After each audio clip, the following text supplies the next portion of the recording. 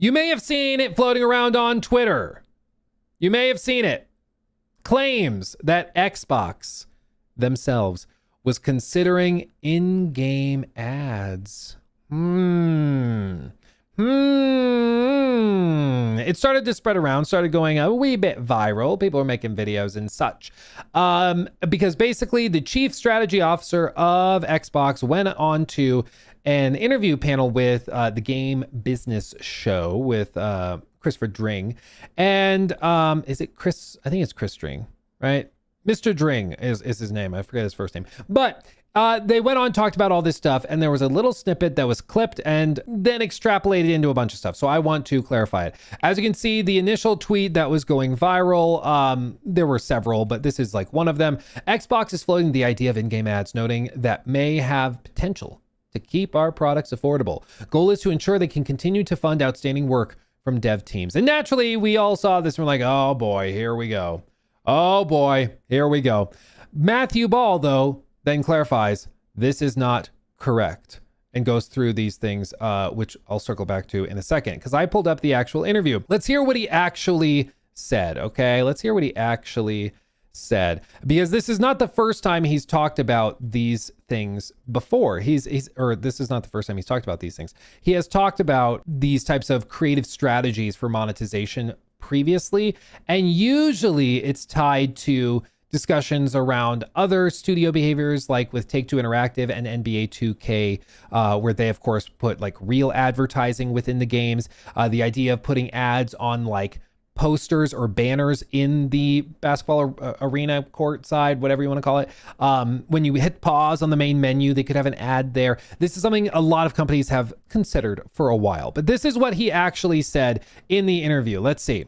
Based on our conversation last time, because you sent me an email after this. When we last spoke, you brought up the prospect of in-game advertising and being a big opportunity for game companies. And I'm just trying to remember this. You talked about ads like in pause menus and loading screens within sports games, and you specifically suggested NBA 2K for that. And obviously a couple of weeks later, I had a chat with Strauss Zelnick, and Strauss Zelnick being the CEO of Take-Two Interactive, in charge of NBA 2K and of course GTA and all that. I said to him, what do you think of that idea? And he went, nope. Fans just wouldn't accept it, not in a premium game. Do you still see that as a... Well, he didn't say nope, but I definitely shouldn't get into the examination of a specific partner's business. Yeah. As I recall it, what Strauss said was, he said that it can work with some games, but it cannot work with others on in-game advertising. Because I think it was specifically in the context of GTA, and the way he phrased it was that it was unfair to put ads in premium games. In other words, like in NBA, you can probably get away with it. But free-to-play games, yes. For titles for which you've paid $70 or $80, no. We have had some limited advertising inside games like NBA 2K because it fit with the vernacular. You want to see advertising in a stadium because you would if you were there in real life. But that's not a big economic contributor. Translation, it doesn't make that much money anyways. It's difficult for me to believe that we would want to have interstitial advertising in a game that someone paid $70 or $80 for. It would seem unfair. So that's what he said. Okay, that's what he said, is that you can do it with some games, you can't do it with others. Okay. What I will say is, everyone in the audience knows this, right? There is a two-sided problem. The costs have gone up way too high on development for most development, and at the same point, everyone feels terrible with prices going up on hardware or software or microtransactions. That is a challenge. It's not good if that is the only option. I think the best evidence comes from the streaming space. In excess of 100% of net ads in the United States for years and years have been on the ad-supported tier. That has not excluded anyone from ad-free experiences. Those products are still there. They're still popular. I subscribe to many of them, and some people dip in and out. The question is not... So he's saying that there is an option to have a variety of things. So perhaps there's Game Pass, and this has been floated before. There's a Game Pass Premium or Ultimate tier, which is $22.99 a month, I think it is. And that gives you the games day one. It gives you, the not early access, PC Game Pass, all of that stuff. But then they could do a lower price one that's like $5 a month that's ad supported. So before, like when you see the games, there's a shelf of games that are sponsored and they paid to get put on the top of the list. Or there's, every hour it pauses and you have to watch a 60-second ad. That's what he's talking about, because that's what is offered on, like, I think Netflix does an ad supported tier. I think Hulu does that as well. I'm not too sure. My Netflix is included with I think it's our cell phone service. So it's like, I don't pay for it. It's just included as part of a thing. But I should probably know. But I don't know what the ad supported tiers look like. But that's what he's referring to. It's like a version of Game Pass where you could price it differently to allow more people in, where you're still getting money from them, but then you subsidize it with advertising. That's what he's alluding to. And we cram ads in everything. The question is, are there opportunities for us? The question is not whether we cram ads in everything. I subscribe to many of them, and some people dip in and out. The question is not, can we cram ads in everything? The question is, are there opportunities for us to find cheaper products, different delivery models that allow the people who can't afford or wouldn't try or wouldn't test to have an onboard to our properties and franchises. And I think this is where the distinction gets muddled, just because, like, to be clear, what he's describing is that you can have the different tiers or different products. You have the premium product, you have the more popular but not as expensive products. So like if this one is $23 a month, this one is like $15. You have this one that's like $8 a month. And then we could have an ad supported tier that's brand new. Okay, so he's trying to describe something that is new, that doesn't mess with anything else, that would be added for $5 a month plus ads. So he's saying, no, we're not going to put advertising up here to like expand out the revenue and the market share of these. We're not saying that. We're saying that we are just going to add a new tier as a new option, a new door to be opened, right? I think the reason why people roll their eyes at that is because when in history has a corporation opened a new door for making money and then later closed it and removed it? Never. Like, if they're going to do this, it will eventually start to seep into everything, because it may start at $5 plus ads. It will eventually become $6 plus ads, and then $7 plus ads, and then the ads will get more aggressive, and then they'll have a new minimized ad. So there will be ads on the $8 tier, but they'll be smaller. Like this, you're going to give an inch, and maybe today the intention is not for it to turn into a mile, but inevitably it kind of begins that way. And then it starts to compound and snowball and snowball and snowball. That's why people hear this and they're like, don't even start. Don't start with me. Don't even start. Yeah, it's like ads on your fridge. Well, yeah, it's like, hey, well, we can sell the fridge for $1,000, or you can buy it for $800, but it has ads that display. It's like, okay, well then next year you're going to launch the ad version at $900. And then pretty soon it's going to be standard. It's just going to snowball. It's a slippery slope, true and fully. But this is why a lot of consumers hear this and just go, no, don't even start with me. Don't even start. Now, to be fair, I don't want to be dismissive. I do think that there are people out there who could benefit from this. And I think many of us have been in spot. I've been in this spot where I have like 36 cents in my checking account and I can't afford even a pack of ramen noodles for dinner. College was a rough time, my friends. But we've been there, and there were times when, I was very, very, very broke, working as a janitor and like barely making ends meet, literally. And in those cases, like I think back to those times and how video games for me were an escape, and I was playing games I already owned. I wasn't buying new games, certainly. But, if I got an extra $10 that month, and I would be able to get access to something like Game Pass. At that time, Game Pass would have been a lifesaver. It would have been amazing. And I may have entertained like a $5 plus ads tier that I would have been able to afford. It would have opened the door for me to get in when I wouldn't have been able to get in regardless. But I don't know how many people are in that situation. And I also don't know if that's what would be best for me in that situation in the long term. Because it would inevitably turn into, okay, we're going to raise the price even more. We're going to make the ads even more intrusive. Very well could just end up killing games in general. It just sucks the soul right out of it. So I understand the idea of opening doors and creating new opportunities for players to gain or to come in. But I understand what he's saying. But again, it's just one of those things where you're like, I just don't even want to start. I don't want to start. Real serious. Isn't that just the shrinkflation with new coat of paint though? Those tiers will also increase with time. It's squeezing consumers. Yeah, no, it's a way of trying to broaden the tent with a lower priced tier. So people who can't afford the $10 tier can afford $5 plus ads. And so it levels out to maybe be worth $7 a month or whatever they end up getting. It's just, obviously. I think it's, even if he is being totally upfront and honest and is not actually thinking, in long term, we can grow it at 10% annually for higher revenue.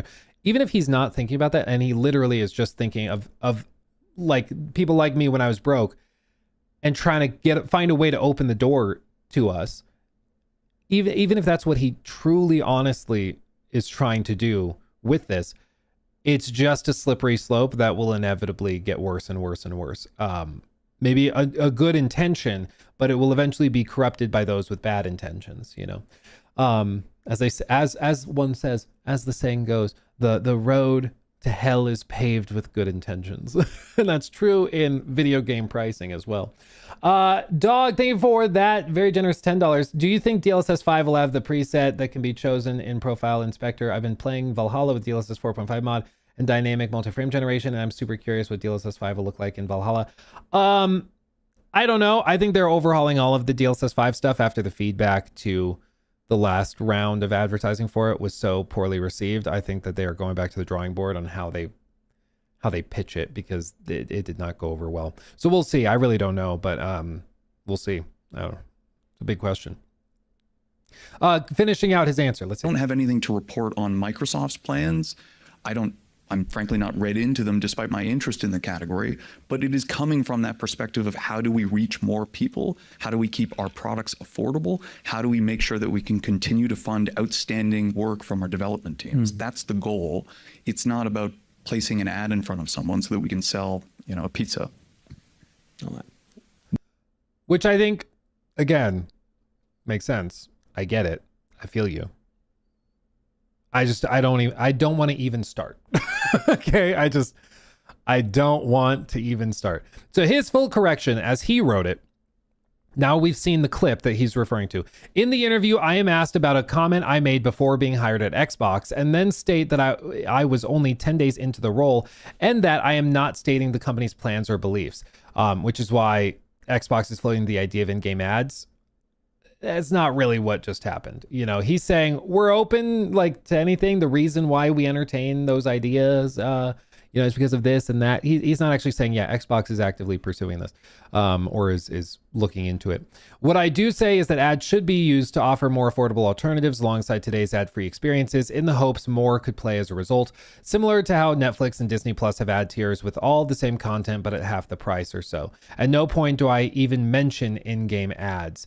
I personally believe interrupting the gameplay experience would be bad. So there you have it. Now you've heard the full thing. You've heard the whole picture. What he has also mentioned is actually, did I bookmark it? I don't know if I did.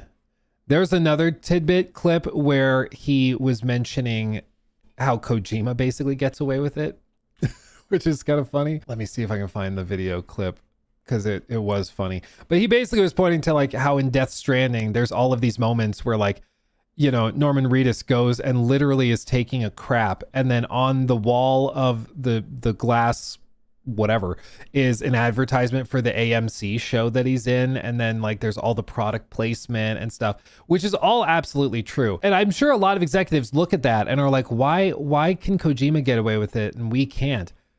That's the thing.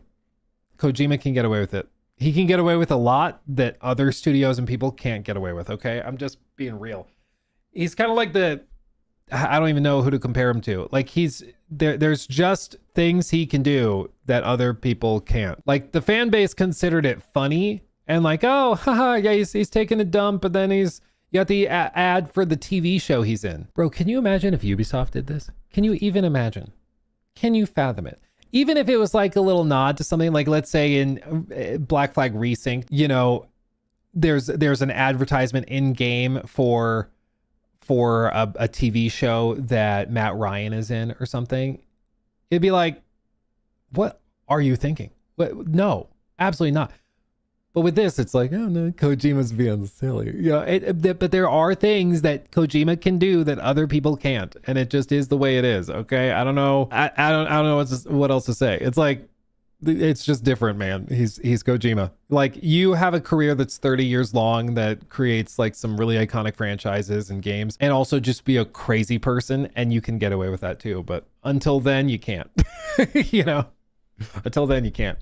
It doesn't matter how much money I have. I will never pay for a subscription to anything. I prefer to buy because I play between 2 and 3 new games a year. Well, and yeah, for you, that makes way more sense. I was just talking to a buddy of mine, like, it was over the weekend, so whatever, about a week ago.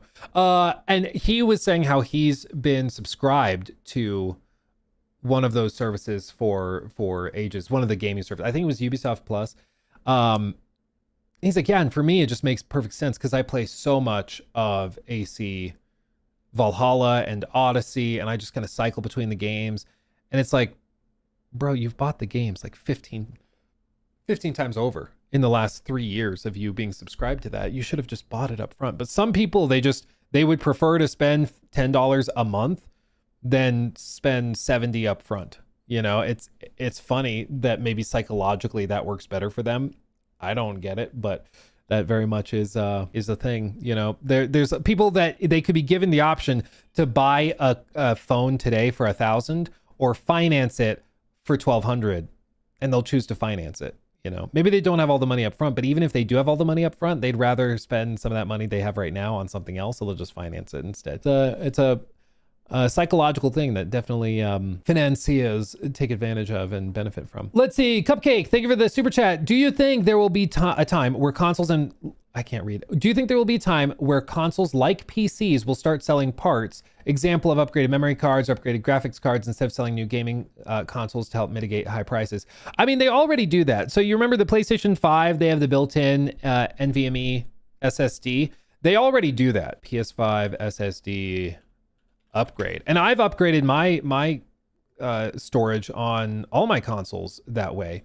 If you've never done it, on the PS5, there's like the upgradable storage. And I do think, for the record, this is going to be a big thing in next gen because memory prices are insane. I think that base starter consoles are going to be way lower memory and storage than you think they would be. And I think that they also are going to, sell this with the hopes that like, hey, just deal with low storage for now and then upgrade it in a year or two. They do this, and then of course Xbox has their own. They have their like built-in proprietary these things, these little cards. So they already do that, and they're going to continue doing it. I just think next gen that's going to be a thing. Also, mark my words, mark them. I think one of the big talking points for next generation is going to be all new video compression algorithms or game file compression algorithms. That's going to be the big thing because they're going to have to come up with an excuse as to why the next gen consoles in 2028 have 500 gigs of storage or 256 gigs of storage, which will be like shockingly low. The answer is obviously because it'll be so expensive. That's the only way that they can keep prices low. But the other reason that they'll try to get away with it is because they'll announce brand new compression algorithms to get Call of Duty from 300 gigs down to 50 and the new whatever game down to 10. And we've already seen some games do this. Like, wasn't it Helldivers was like 130 gigs on PC, and then they started working on it and got it down to like 12. So this is already happening, but I think it's going to be a very, very big push next gen. Let's see, is this the fix? Yeah, look at this. Helldivers 2 dev / install size from 154 gigabytes to 23, thanks to PC port veterans. So 85% size reduction. That's insane. But I think that's the kind of thing we're going to see all over the place because they have to come up with a reason why your next gen console has less storage than your phone. So just buckle up for that. Buckle up for that. Official prediction, locking it in now.